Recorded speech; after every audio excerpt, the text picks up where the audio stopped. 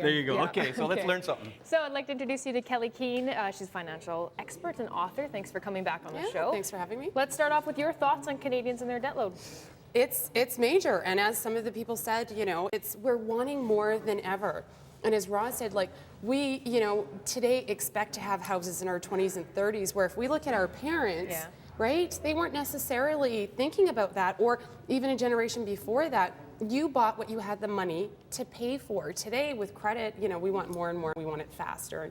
And then we wonder why we can't sleep at night and pay it off. Oh, absolutely. And if I take income and look at how much the bank will give me for a house, I'm like, are you kidding me? They'll give me that much money? I don't need a house that big, right? But I talked about how kind of a house and car in my mind, and schooling is something that you should have debt for. Should Canadians be working towards being debt-free, or maybe is a little bit of debt going to be okay?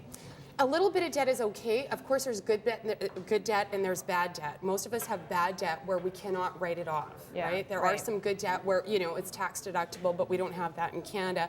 However, of course, if, you did purchase a home a while ago, if you do sell it, it's all tax-free, but then you still have to buy something. Something else. Problem is the consumer debt, like you were chatting about with the shoes and the iPod and everything else. We are buying so much, and it's okay. I'm not trying to make people feel bad, but Canadians are in more debt than ever, and we're more prosperous than ever. We're over $752 billion in debt as individuals, and 75% of Canadians have less than 3 months savings.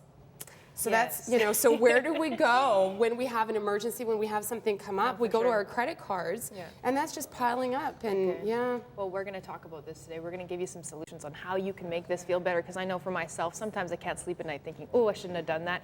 But right now, we'll head over to Rod, where he's going to